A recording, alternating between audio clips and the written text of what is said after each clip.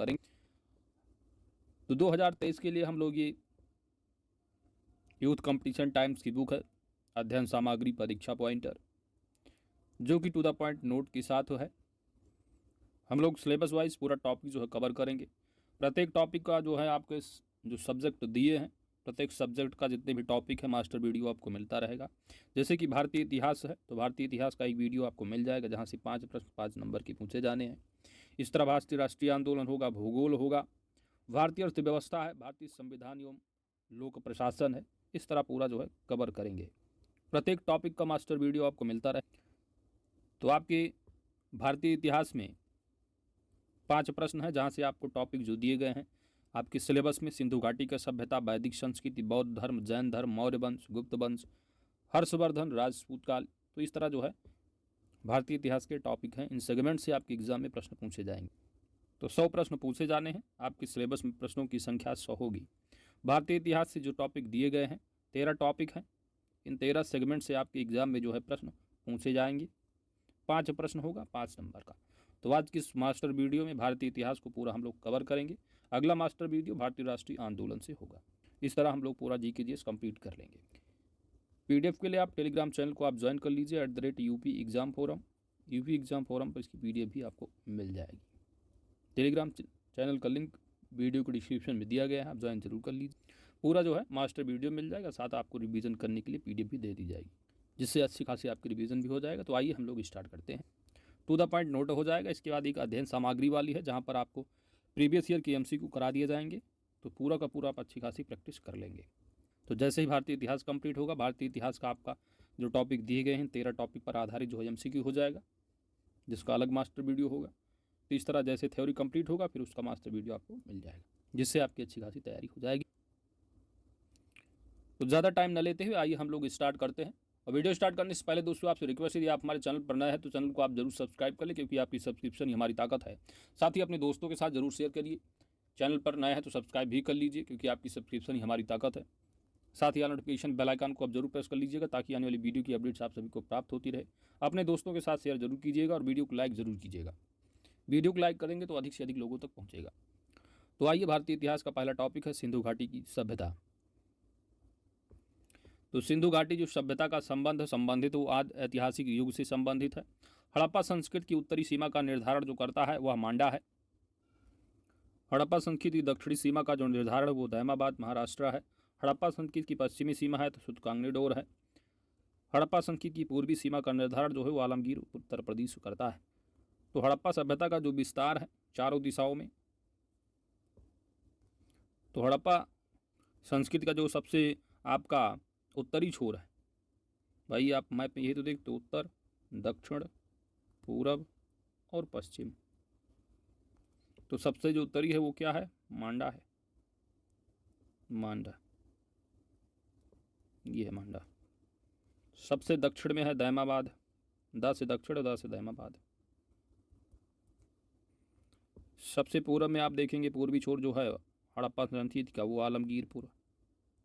आलमगीरपुर, आलमगीरपुर है कहाँ? यूपी में। पश्चिमी छोर जो है वो सुतकांगनीडोर है।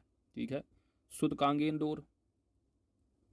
तो आपसे चारों दिशाओं का जो है वो विस्तार पूछा जाता है हड़प्पा संस्कृति का। तो मांडा आपका पड़ता है जम्मू कश्मीर केंद्र शासित प्रदेश जो किया हुआ है। किस नदी के किनारे? तो नदी भी याद रखिए, मांडा आपका चिनाब नदी से संबंधित हो जाएगा। चिनाब नदी के किनारे है। आलमगीरपुर उत्तर प्रदेश का, ये आपका यूपी में, तो हिंडन नदी संबंधित है, हिंडन नदी के किनारे है। ठीक है, हिंडन नदी, हिंडन। दैमाबाद महाराष्ट्र का, तो ये कौन सी नदी से संबंधित होगा? तो दैमाबाद महाराष्ट्र में है, अहमदनगर में, नहीं, नर्मदा नदी होगा, नर्मदा नदी। सुतकांगनीडोर है, ये आपका बलूचिस्तान पाकिस्तान में पड़ता है, और ये आपका हो जाएगा दास्क नदी। ठीक है, तो ये चारों दिशाओं में विस्तार है स्थल, साथ ही साथ की नदियों के किनारे हैं, इनको याद रखिएगा। तो हड़प्पा संस्कृति का उत्तरी जो विस्तार है वो मांडा जम्मू कश्मीर का है। अगर मांडा की जगह अगर मांडी हो जाता, मांडी, तो मांडी में भी अभी हड़प्पा स्थल है, और मांडी जो है ये आपका यूपी में पड़ता है। यूपी पीसीएस में पूछा जा चुका है, यूपी में पड़ता है, जबकि मांडा जम्मू में है। तो सबसे उत्तरी विस्तार है मांडा, जम्मू कश्मीर में है और चिनाब नदी के किनारे है। दक्षिण छोर जो है दैमाबाद महाराष्ट्र नर्मदा नदी है, नर्मदा नदी। पूरब में आलमगीरपुर हिंडन नदी के किनारे उत्तर प्रदेश में है। सुतकांगनीडोर सबसे पश्चिमी छोर है और ये दास्क नदी बलूचिस्तान पाकिस्तान। That's it. सिंधु घाटी सभ्यता का वह स्थान जो अब पाकिस्तान में है, तो हड़प्पा अब जो है वो पाकिस्तान में है। सिंधु सभ्यता के महान स्नानागार कहाँ से प्राप्त हुए हैं? मोहनजोदड़ो से प्राप्त हुए हैं। सिंधु घाटी सभ्यता की विकसित अवस्था में वह स्थल जहाँ से घरों में कुओं को अवशेष मिले हैं, तो सिंधु घाटी सभ्यता का जो स्थल है जहाँ से कुओं के अवशेष मिले हैं, तो वहाँ है घरों में कुओं के अवशेष मिलते हैं मोहनजोदड़ो में स्नानागार। ठीक है। सिंधु घाटी सभ्यता का पत्तन नगर, तो सब ये पत्तन नगर है जो कहा जाता है पत्तन नगर, तो ये आप जानते हो पत्तन के नहीं मतलब कि समुद्र किनारे होगा। तो ये आपका पड़ता है भोगवा नदी। लोथल, लोथल है कहाँ पर? गुजरात। तो ये स्थल जो है गुजरात का है, लोथल है, भोगवा नदी के किनारे है, याद रखिएगा। मृण पट्टिका पर उत्कीर्ण सिंह युक्त देवता की कृति जो प्राप्त हुई है वो कहाँ से मिली है? यह स्थल है लोथल से। हाथी का दांत का पैमाना भी हड़प्पी संदर्भ में जो मिला है, तो हाथी के दांत का पैमाना भी आपको लोथल में मिलता है। हड़प्पा का उत्खनन करने वाला प्रथम पुरातत्वविद जो इसके महत्व को समझ पाया था वो था सर जॉन मार्शल। सिंधु सभ्यता शब्द का जो प्रयोग है सर्वप्रथम किसने किया था? सर जॉन मार्शल ने। सिंधु सभ्यता से संबंधित केंद्र जो उत्तर प्रदेश में स्थित है वो आलमगीरपुर है एवं हुलास है। हड़प्पा सभ्यता स्थल लोथल जो स्थित है गुजरात में, याद रखिएगा, भोगवा नदी। हड़प्पन संस्कृति के संदर्भ में शैलकृत स्थापत्य के जो प्रमाण मिले हैं वो कहाँ से? धौलावीरा से। और धौलावीरा भी आपका किस स्टेट में है? जहाँ पर आपका लोथल है यानी गुजरात में है और ये कच्छ जिले के आसपास। एक जुते हुए खेत की खोज, तो जुते हुए खेत का जो साक्ष्य मिलता है वो कहाँ से? कालीबंगा से।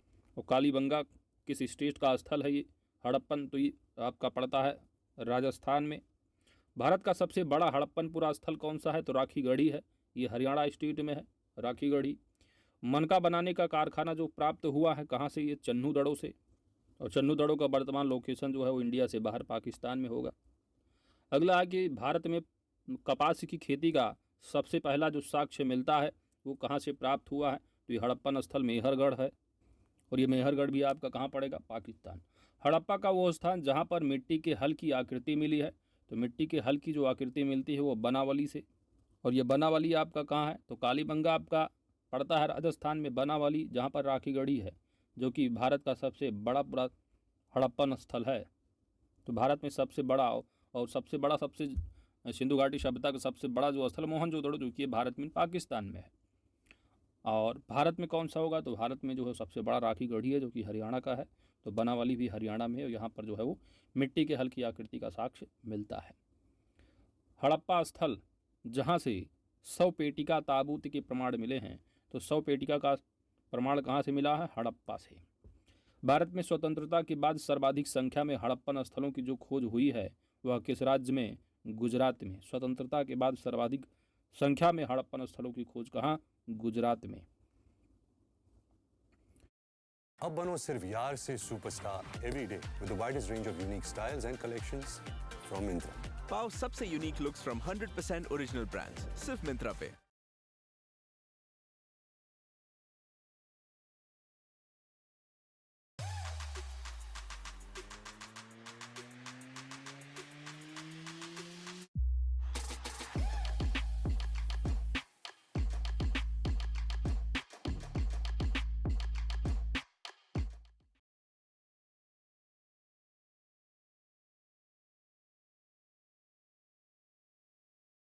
अब सिंधु घाटी सभ्यता के जो प्रमुख स्थल हैं किस नदी के किनारे आसपास हैं, उस स्थल का उत्खनन करता और वर्तमान स्थिति यहाँ पर आपको बताई गई है। तो हड़प्पा कहाँ पर है?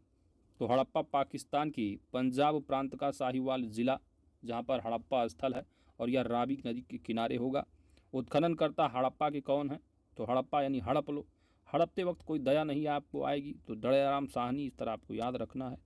दयाराम साहनी अक्सर मिलान करने को आता है। 1921 में ये उत्खनन करता रहे हैं। माधव स्वरूप की बात करोगे 1926, फिर व्हीलर 1946 में। तो हड़प्पा दयाराम साहनी अक्सर एग्जाम में पूछा जाता है। रावी नदी किनारे है, पाकिस्तान में लोकेशन है।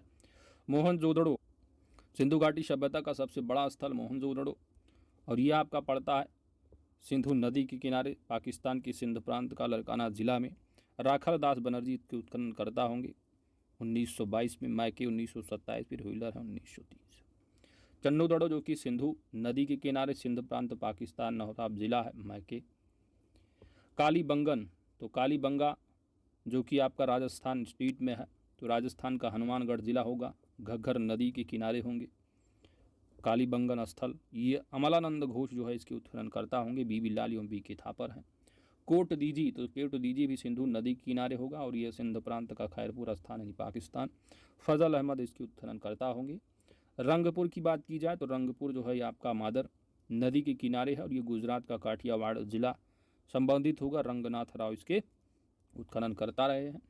रोपड़ की बात की जाए तो यह सतलज नदी के किनारे पंजाब में स्थित है, रोपड़ का जिला। यज्ञदत्त शर्मा इसकी उत्खनन करता होंगे। लोथल जो कि हड़प्पा सिंधु घाटी सभ्यता का पत्थर नगर है लोथल और यह गुजरात में स्थित है, भोगवा नदी के किनारे। रंगनाथ राव इसकी उत्खनन करता होंगे। आलमगीरपुर उत्तर प्रदेश का हिंडन नदी के किनारे है, उत्तर प्रदेश का मेरठ जिला में लोकेशन है। यज्ञदत्त शर्मा इसकी उत्खनन करता है। सुदकांगेडोर जो कि ये आपका सबसे पूर्वी छोर है और सबसे आपका पश्चिमी छोर जो कि हड़प्पा विस्तार है, ये जो है सबसे पश्चिमी छोर है और ये आपका दास्क नदी के किनारे पाकिस्तान बलूचिस्तान में है। तो पाकिस्तान के मकरान में समुद्र तट के किनारे है, दास्क नदी के किनारे। ऑरल स्टाइन इसके उत्खनन करता होंगे।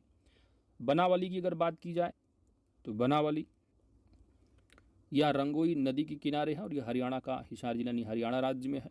रविंद्र सिंह बिष्ट इसकी जो है उत्खनन करता RS बिष्ट। धौलावीरा जो कि लूनी नदी के किनारे गुजरात में स्थित होगा, JP जोशी है। सुतकाकोह जो कि सादी कौर नदी से संबंधित है और यह दक्षिण बलूचिस्तान से स्थित है। जॉर्ज डेल्स इसकी उत्खनन करता है। ये प्रमुख उत्खननकर्ता, प्रमुख जो हड़प्पन स्थल है किस नदी किनारे हैं और किस का वर्तमान लोकेशन है ये दिया गया। अब ये पहला जो टॉपिक रहा सिंधु घाटी सभ्यता वो आपका कंप्लीट होता है। सिलेबस का जो अगला टॉपिक दिया गया है भारतीय इतिहास में, दैट इज वैदिक संस्कृति।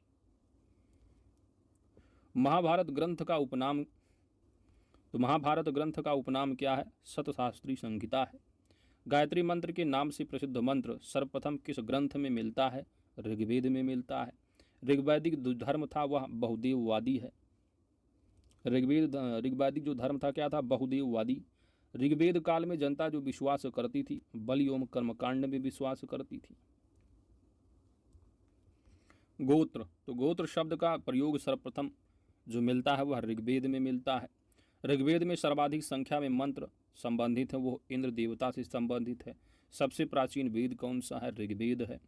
वह वैदिक ग्रंथ जिसमें वर्ण शब्द का सर्वप्रथम नामोल्लेख मिलता है, तो वर्ण शब्द का सर्वप्रथम जो उल्लेख है वह ऋग्वेद में है। ऋग्वेद में उल्लेखित यव शब्द किस कृषि उत्पाद हेतु प्रयुक्त हुआ? तो यह जो है प्रयुक्त जो किया गया यव शब्द यह जौ हेतु है, जौ। वह नदी जिसके किनारे ऋग्वेद में उल्लिखित प्रसिद्ध 10 राजाओं का युद्ध लड़ा गया था वह है परुषणी, जिसका आधुनिक नाम है रावी नदी। तो परुषणी हो गया प्राचीन नाम और रावी हो गया आधुनिक नाम। तो 10 राजाओं का युद्ध किस नदी के किनारे हुआ? यह ऋग्वेद में उल्लेख मिलता है और यह रावी नदी यानी प्राचीन नाम परुषणी नदी। ऋग्वैदिक काल के प्रारंभ में महत्वपूर्ण मूल्यवान संपत्ति जो समझा जाता था वह गाय को समझा जाता था, जिसको जो है अघन्या भी माना गया है। तो महत्वपूर्ण मूल्यवान जो संपत्ति वह गाय है। ऋग्वैदिक काल में ये बात कही गई है। और ऋग्वैदिक काल में किस जानवर को अघन्या माना गया है? तो गाय को ही जो है वह अघन्या माना गया है। वह वैदिक साहित्य जिसमें मोक्ष की चर्चा मिलती है, तो मोक्ष की जो चर्चा मिलती है वह उपनिषद में मिलती है। वैदिक देवताओं का गुरु जो माना जाता था वह किसको? तो वैदिक देवताओं का जो गुरु माना जाता था वह बृहस्पति को। उत्तर वैदिक काल में आर्य संस्कृति की अधूरी जो समझा जाता था वह कुरु एवं पांचाल को समझा जाता था। वैदिक कर्मकांड में होता का जो संबंध है वह किससे है? ऋग्वेद से है। तो ऋग्वेद में जो कर्मकांड करने वाले हैं उनको होता कहा जाता, होता। तो होता का संबंध किससे? ऋग्वेद से है। आरंभिक वैदिक साहित्य में सर्वाधिक जो वर्णित नदी है वह कौन सी है? तो सिंधु नदी का सबसे अधिक वर्णन है। वह नदी जिसको ऋग्वेद में मातेतमा, देवीतमा एवं नदीतमा संबोधित किया गया वह नदी है सरस्वती नदी। शुक्ल यजुर्वेद की संहिता कौन सी है? तो वाजसनेयी संहिता है। शुक्ल यजुर्वेद की। तो शुक्ल यजुर्वेद की संहिता कौन सी है? वाजसनेयी। शतपथ ब्राह्मण में उल्लिखित राजा विदेह माधव से संबंधित ऋषि थे, तो वो ऋषि गौतम राहुगण। कौन ऋषि थे? गौतम राहुगण। जिस ग्रंथ में पुरुष मेध का उल्लेख हुआ है वह है शतपथ ब्राह्मण। गोपथ ब्राह्मण जो संबंधित है वो अथर्ववेद का है ब्राह्मण ग्रंथ, गोपथ ब्राह्मण। आयुर्वेद अर्थात जीवन का विज्ञान जो है उल्लेख सर्वप्रथम किसमें है? अथर्ववेद में। वह उपनिषद जिसमें पहली बार निराशावाद के तत्व दिखाई देते हैं, मैत्रायणी। कौन सा उपनिषद है? मैत्रायणी उपनिषद में, जिसमें पहली बार निराशावाद के तत्व दिखाई देते हैं। भारतीय प्रतीक पर उत्कीर्ण सत्यमेव, इंपॉर्टेंट टू फैक्ट है, सत्यमेव जयते जो लिया गया है किस उपनिषद से है? तो यह मुंडको उपनिषद से। जेंद अवेस्ता और ऋग्वेद में समानता है। जेंद अवेस्ता और ऋग्वेद में जो समानता है, तो जिंद अवेस्ता जो संबंधित है आपका वह ईरान से है संबंधित। प्राचीन भारत में निशाका से जाने जाते थे, तो जो स्वर्ण आभूषण है उसको निशाका, प्राचीन काल में। 14वीं सदी ईसा पूर्व का एक अभिलेख जिसमें वैदिक देवताओं का वर्णन है वो प्राप्त हुआ है कहाँ से? तो यह बोगाज कोई से प्राप्त हुआ है। तो 14वीं सदी ईसा पूर्व का एक अभिलेख जिसमें वैदिक देवताओं का वर्णन है यह कहाँ से प्राप्त हुआ है? तो बोगज कोई से प्राप्त हुआ है, जो कि एशिया माइनर। मनुस्मृति मुख्यतः जो संबंधित है वो समाज व्यवस्था से संबंधित है। वह उपनिषद जिसमें आध्यात्मिक ज्ञान के विषय में नचिकेता और यम का संवाद प्राप्त होता है वह कठोर उपनिषद में है।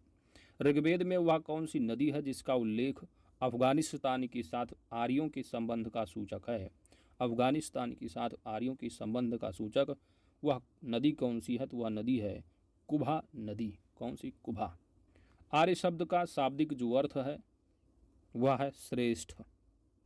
तो आर्य का अर्थ क्या? श्रेष्ठ रहा है। अध्वर्यु का अर्थ क्या है? तो यज्ञ करने वाला जो पुरोहित है उसको कहा जाता है अध्वर्यु।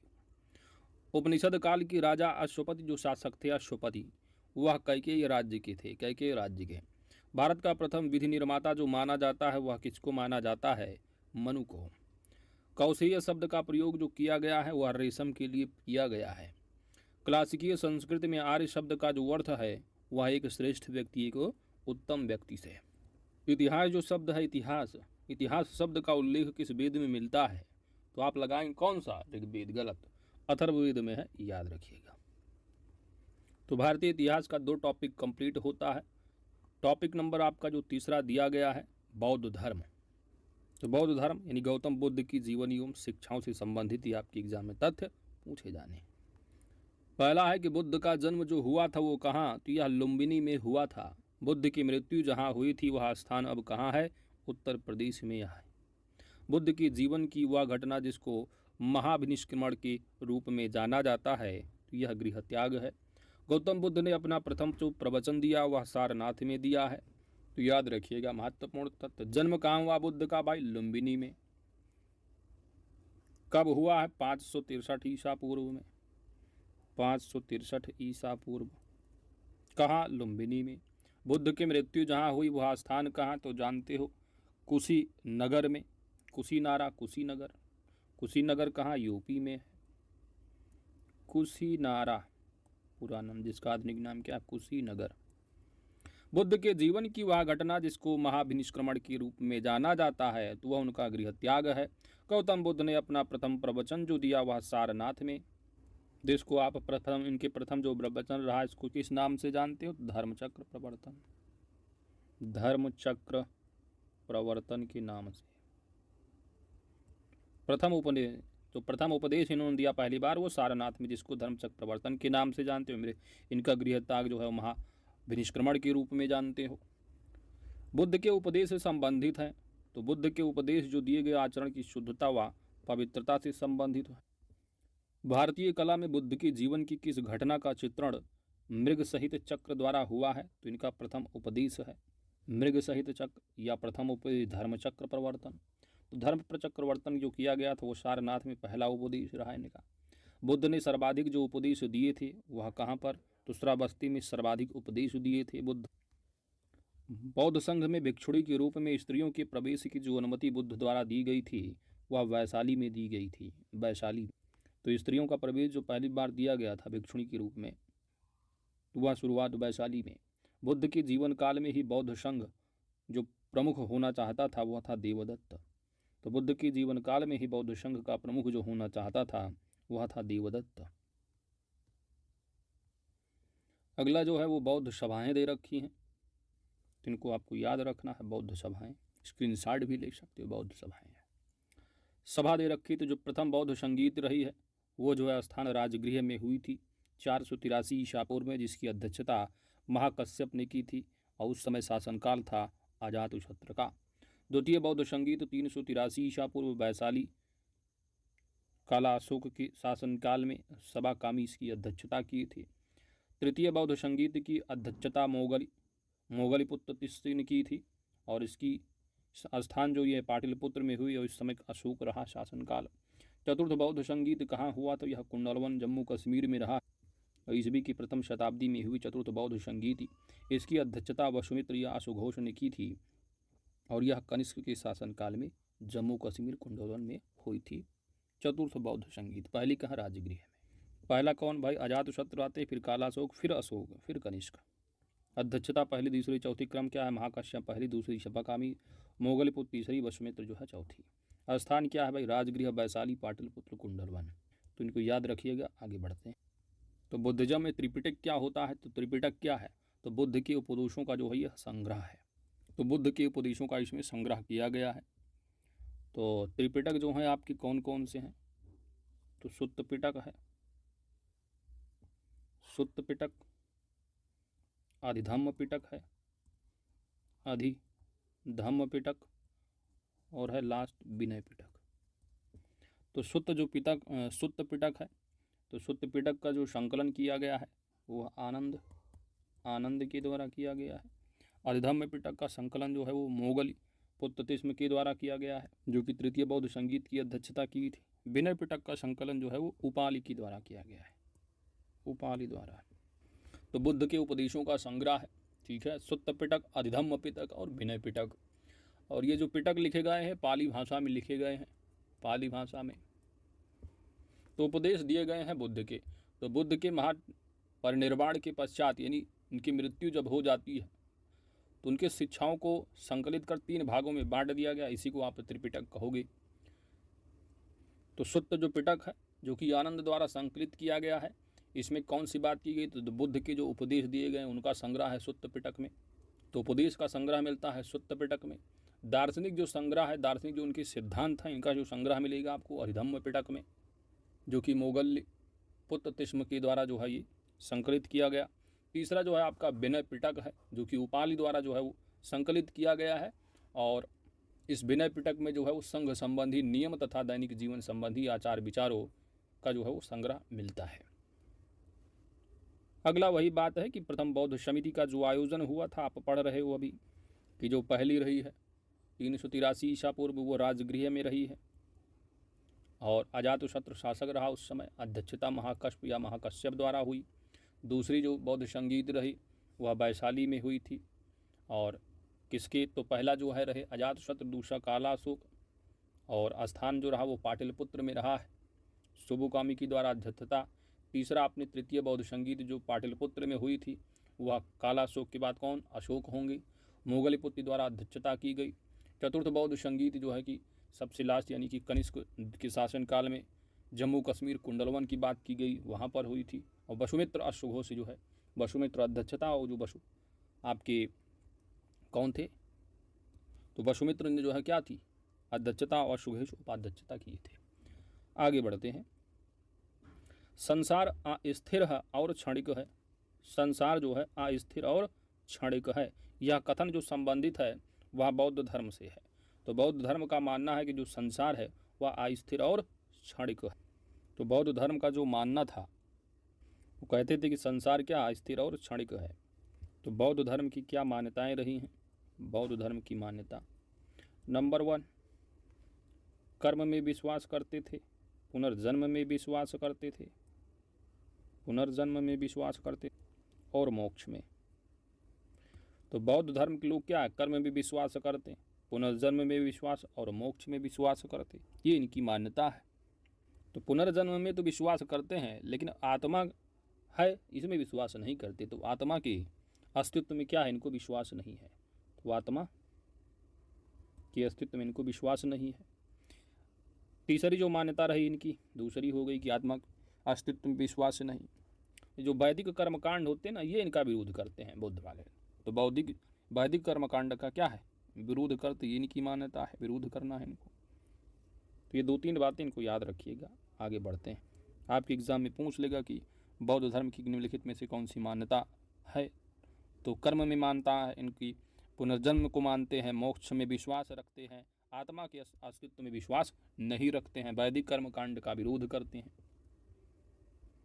अगला फैक्ट है कि वह बौद्ध ग्रंथ जिसमें बौद्ध संघ जीवन के नियम प्राप्त होते हैं। तो संघ संबंधी जो नियम है, दैनिक जीवन संबंधी आचार विचार हैं, विधि निषेध आदि का जो संग्रह है वो आपका कहाँ, विनय पिटक में मिलता है। त्रिपिटक कौन से हैं उनके, तो सुत्त पिटक, अधिधम्म पिटक और विनय पिटक। विदेशी राजा जिसने समुद्रगुप्त से अनुरोध किया था कि उसे भारत में बौद्ध विहार बनाने की अनुमति दी जाए, वह था मेघवर्मन। बोधगया में महात्मा बुद्ध ने 2 बंजारों को उपदेश देकर अपना उपासक बना लिया था। तो वे 2 बंजारे थे कौन, तो पहले रहे हैं मल्लिक और दूसरे हैं तपस्सु। अगला फैक्ट है कि सप्तपर्णी जो गुफा स्थित है वो कहाँ स्थित है, तो राजगृह बिहार में स्थित है। विशुद्धिमग्ग नाम पुस्तक किस संप्रदाय से संबंधित है, तो यह हीनयान से संबंधित है। तो बेसिकली जो चतुर्थ बौद्ध संगीत हुई थी कुंडलवन कश्मीर में, किसके शासनकाल में, कनिष्क के शासनकाल में। तो चतुर्थ जो बौद्ध संगीत रही है उसमें जो है बौद्ध धर्म का विभाजन एक हीनयान में हो जाता है, हीनयान और दूसरा होता है आपका महायान। हीनयान का मतलब होता है निम्न मार्ग, और महायान का जो शाब्दिक अर्थ होता है वो होता है क्या, उच्च मार्ग, उत्कृष्ट मार्ग। हीनयान जो है, हीनयान जो मानते हैं वो महात्मा जो बुद्ध है, महात्मा बुद्ध को क्या है, एक महापुरुष के तौर पर मानते हैं। लेकिन जो महायान वाले हैं वो महात्मा बुद्ध को क्या मानते हैं, देवता मानते हैं। तो ये बेसिक अंतर है हीनयान महायान में। तो क्या आप पढ़े कि जो विशुद्धिमग्ग नामक पुस्तक किस संप्रदाय से संबंधित होगी, हीनयान संप्रदाय से। शून्यता के सिद्धांत का सर्वप्रथम प्रतिपादन करने वाले बौद्ध दार्शनिक का नाम क्या है, नागार्जुन है। उत्तर प्रदेश में बौद्ध एवं जैनियों दोनों की जो प्रसिद्ध तीर्थ स्थली है उसका नाम है कौशाम्बी। बौद्ध तथा जैन दोनों ही धर्म विश्वास करते हैं। तो बौद्ध धर्म और जैन धर्म वाले जो दोनों में विश्वास करते हैं वह जो है कर्म तथा पुनर्जन्म के सिद्धांत में, बुद्ध वाले और जैन वाले दोनों जो है वो कर्म में विश्वास करते हैं और पुनर्जन्म में विश्वास करते हैं। और आत्मा में विश्वास कौन नहीं करता, बुद्ध वाले। तो बुद्ध वाले आत्मा में विश्वास बिल्कुल नहीं करते, वहीं जैन वाले हैं ये आत्मा में विश्वास करते हैं। आगे देखो, अफगानिस्तान का जो बामियान है प्रसिद्ध था वह किस लिए, तो बुद्ध प्रतिमा के लिए प्रसिद्ध था अफगानिस्तान का बामियान। वह काल जिसमें बुद्ध की खड़ी प्रतिमा बनाई गई वह कुषाण काल है, खड़ी प्रतिमा। विक्रमशिला बिहार के संस्थापक कौन थे, तो यह विक्रमशिला बिहार के संस्थापक धर्मपाल थे। कहाँ का स्तूप है, तो कहाँ के स्तूप के उत्खनन में सारिपुत्र के अवशेष प्राप्त हुए थे, यह सांची का स्तूप है। वह बौद्ध पवित्र स्थल जो निरंजना नदी पर स्थित है वह स्थल कौन सा है, बोधगया। तो बोधगया में पीपल के वृक्ष के नीचे निरंजना नदी के किनारे स्थल है आपका बोधगया, तो जहाँ पर महात्मा बुद्ध को जो है वो ज्ञान प्राप्ति हुआ था। तो ये क्या है, पवित्र स्थल है। एशिया के ज्योतिपुंज के तौर पर जाना किसको जाता है, तो गौतम बुद्ध को एशिया के ज्योतिपुंज के तौर पर जाना जाता है। गौतम बुद्ध के समय का प्रसिद्ध वैद्य जीवक किसके दरबार से संबंधित, गौतम बुद्ध के समय का प्रसिद्ध वैद्य जीवक किसके दरबार से संबंधित था, बिंबिसार की दरबार से। बुद्ध कौशाम्बी किसके राज्यकाल में आए थे, बुद्ध जो है कौशाम्बी किसके राज्यकाल में आए थे, उदयन की समय। तिब्बत में बौद्ध धर्म के सुधार में महती भूमिका निभाने वाले उपाध्याय अतीश किस बिहार के प्रसिद्ध विद्वान थे, यह विक्रमशिला विश्वविद्यालय। तो इस तरह आपका टॉपिक जो है 3 टॉपिक कंप्लीट होते हैं। भारतीय इतिहास का अगला टॉपिक है जैन धर्म। तो जैन धर्म चौथा टॉपिक। तो यहाँ से आपके एग्जाम में क्या पूछा जाना है, महावीर के जीवनी एवं शिक्षाओं से संबंधित प्रश्न होंगे। तो तीर्थंकरों का कालानुक्रम जो सही है, तो कुल मिला के जो जैन धर्म है, तो जैन धर्म के जो 24वें तीर्थंकर रहे हैं वो महावीर रहे हैं। तो उसके पहले 23 थे। तो पहले कौन से थे, तो पहले थे ऋषभदेव, जो कि जैन धर्म की संस्थापक थे, जिनका प्रतीक चिन्ह क्या था, वृषभ था। तो ऋषभ का क्या रहा है, वृषभ। और महावीर स्वामी का क्या रहा है, सिंह रहा है, सिंह, सिंह। तो ये कुछ तीर्थंकर दिए गए हैं, उनका जो है कालानुक्रम दिया गया है। तो पहले जो थे आपके वो थे ऋषभदेव, फिर आते हैं अजितनाथ, फिर शंभवनाथ, फिर अभिनंदन, फिर सुमितनाथ, फिर पद्म प्रभु हैं। तो अभिनंदन जो है वो चौथे होते हैं आपके, पद्म प्रभु जो थे वो छठवें थे तीर्थंकर, फिर सुपर्शनाथ होते हैं, चंद्र प्रभु होते हैं, फिर पुष्पदत्त होते हैं, फिर शीतलनाथ होते हैं, श्रेयंसनाथ होते हैं, वासुपूज्य होते हैं।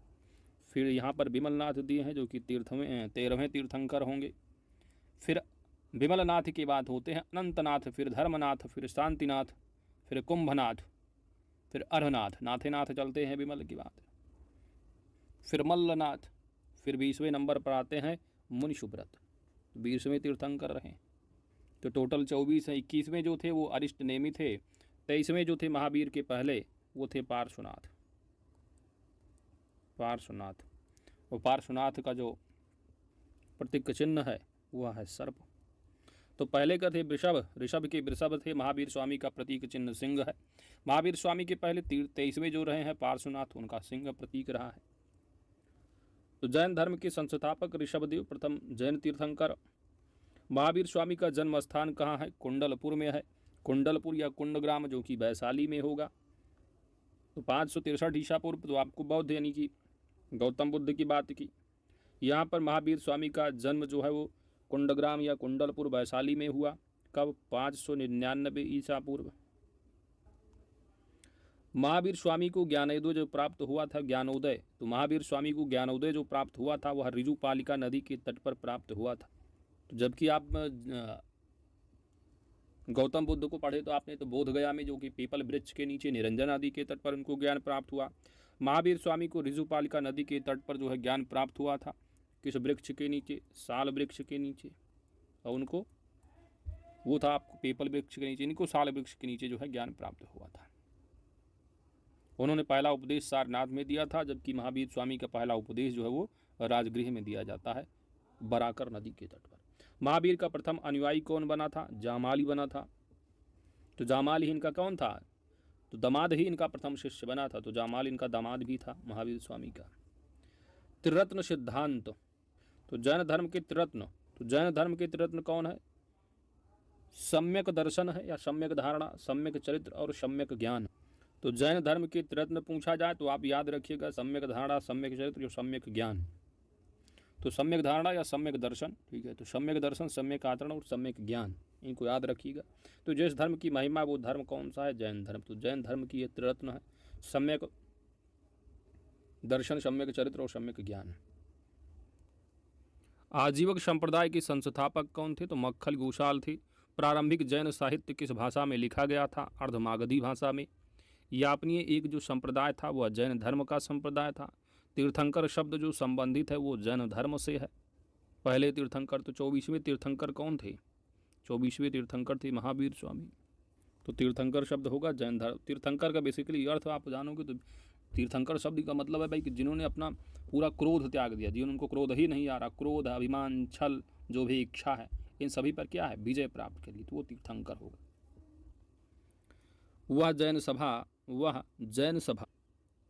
वह जैन सभा जिसमें अंतिम रूप से श्वेतांबर आगम का संपादन हुआ, तो वह पाटलिपुत्र।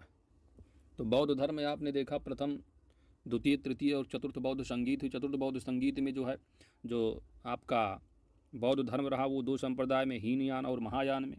तो यहाँ जैन धर्म है, तो जैन धर्म में भी दो संगीतियाँ हुई थी जैन धर्म की। प्रथम जो जैन संगीत हुई थी वो जो है 300 ईसा पूर्व में। 300 ईसा पूर्व में कहाँ पर, पाटलिपुत्र में हुई थी। और अध्यक्षता किसने की थी, तो स्थूल भद्र ने की थी।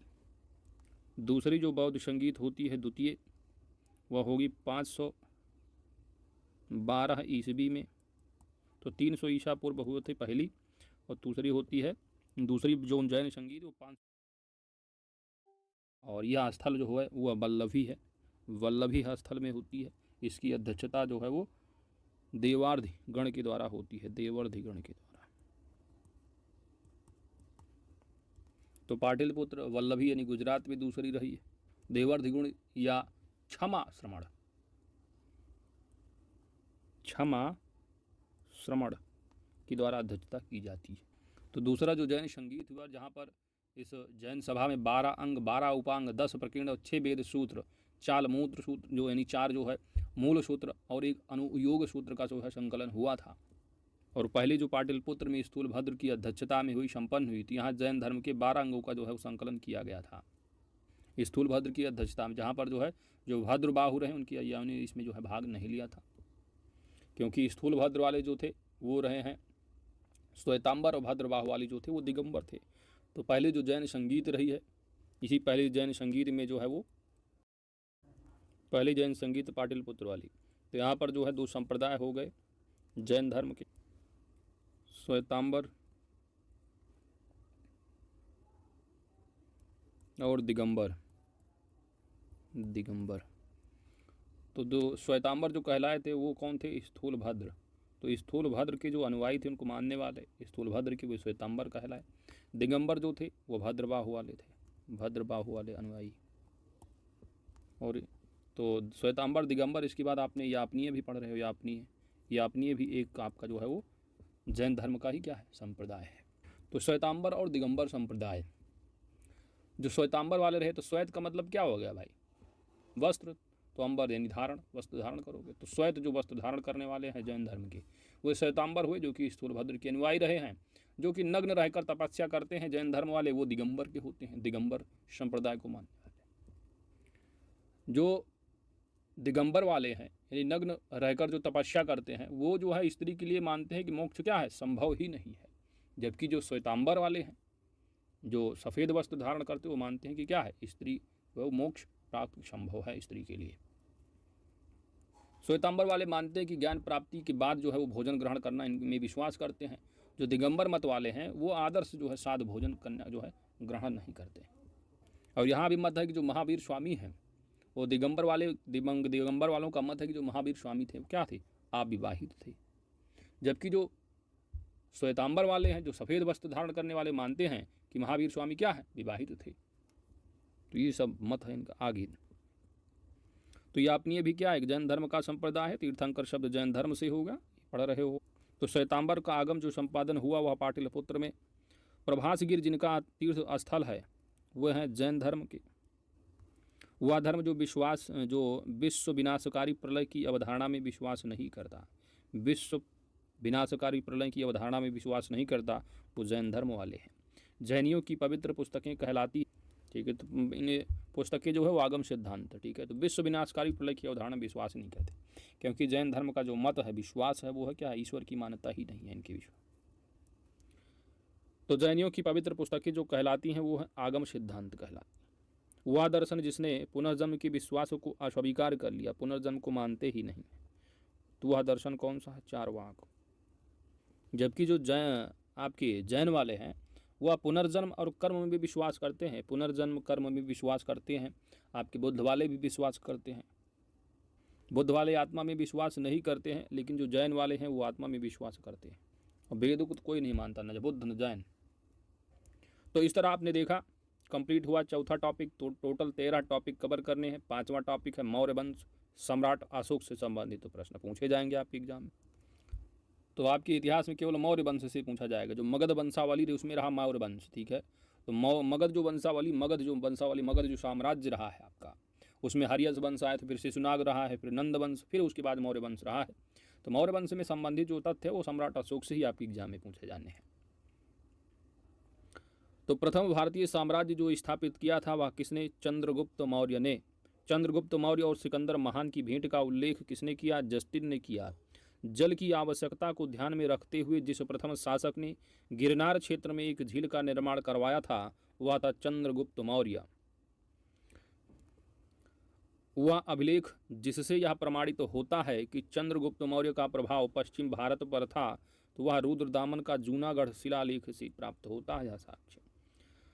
कौटिल्य के अर्थशास्त्र की जो पुस्तक है वह शासन के सिद्धांतों की पुस्तक है। अर्थशास्त्र आप ध्यान मत लगा लीजिएगा, वो अर्थशास्त्री, यहाँ पर शासन के सिद्धांतों को उल्लेख किया गया है कौटिल्य के अर्थशास्त्र में। किसकी तुलना मैकियावेली के द प्रिंस से की जा सकती है, तो यह कौटिल्य के अर्थशास्त्र की। राज्य के सप्तांग सिद्धांत के अनुसार राज्य का जो 7वां अंग था वह मित्र था। तो जो कौटिल्य का जो अर्थशास्त्र था, तो कौटिल्य के अर्थशास्त्र में जो है राज्य की शासन हेतु जो है वो सप्तांग की बात की गई, सप्तांग सिद्धांत की। तो जो 7वां अंग था, सप्तांग में 7 अंगों में जो 7वां अंग रहा वह किससे संबंधित है, मित्र से। तो अंगों की बात कर लो सप्तांग में, तो सबसे पहले क्या होगा भैया, सिर होगा।